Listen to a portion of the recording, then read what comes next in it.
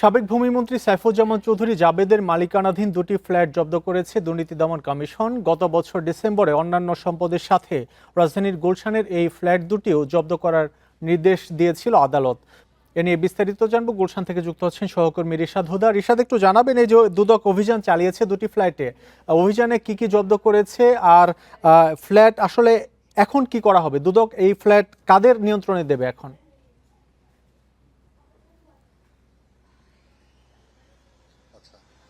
শরীফ, আপনি যেমনটি বলছিলেন যে ফ্ল্যাটে কিন্তু তেমন কিছু পাওয়া যায়নি, এই কথাটাই কিন্তু ঠিক।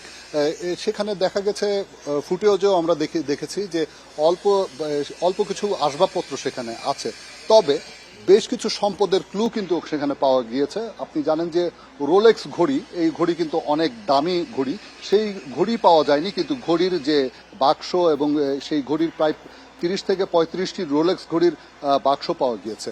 এছাড়া বেশ কিছু 5টি মার্সিডিজ বেঞ্চ, অতি মূল্যবান মার্সিডিজ বেঞ্চ গাড়ি, সেই গাড়ির চাবি পাওয়া গিয়েছে।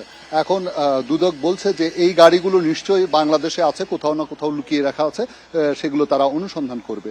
এই ফ্ল্যাটটি কিন্তু এখন দুদক জব্দ করলো। তো পরবর্তীতে দুদকের একটি বিভাগ আছে, সম্পদ ব্যবস্থাপনা বিভাগ একটি আছে, সেই বিভাগ কিন্তু এই ফ্ল্যাট দুটি তাদের আওতায় নেবে এবং পরবর্তীতে আমরা অতীতে যেমন দেখেছি যে অনেক সময় ভাড়া দিয়ে সেই যে ভাড়ার টাকা সরকারি কোষাগারে জমা করে, অর্থাৎ জব্দ করা মানেই যে এই সম্পদ দুটি নষ্ট হয়ে যাবে, এই দুটি অবশ্যই বাংলাদেশের সম্পদ, অর্থাৎ রাষ্ট্রীয় সম্পদ, সেইগুলো কিন্তু প্রোডাক্টিভ রাখার চেষ্টা করে দুদক, অর্থাৎ এটা যেন নষ্ট হয়ে না যায় সেই ব্যবস্থাটা কিন্তু করে। তো যার কারণে তারা এটা পরিচর্যা, পরিষ্কার পরিচ্ছন্নতার বিষয় সেগুলো করবে এবং পরবর্তীতে কিন্তু এটাই ভাড়া দিয়ে প্রোডাক্টিভ রাখার চেষ্টা করবে এই সম্পদকে।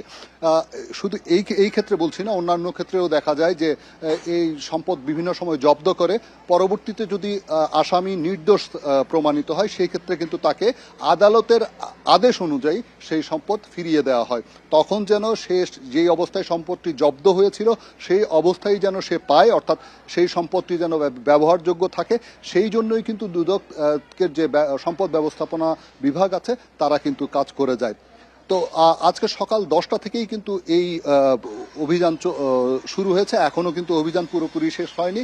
তারা এখন জব্দ তালিকা করছে, অর্থাৎ সেই ফ্ল্যাটে কি কি পাওয়া গিয়েছে, যাই পাওয়া যাক না কেন সেইখানে কি কি পাওয়া গেছে এগুলা করছে, যা যা পাওয়া যাচ্ছে সবই জব্দ তালিকাভুক্ত করছে। রিশাদ, আপনাকে অনেক ধন্যবাদ আমাদের সাথে যুক্ত হওয়ার জন্য।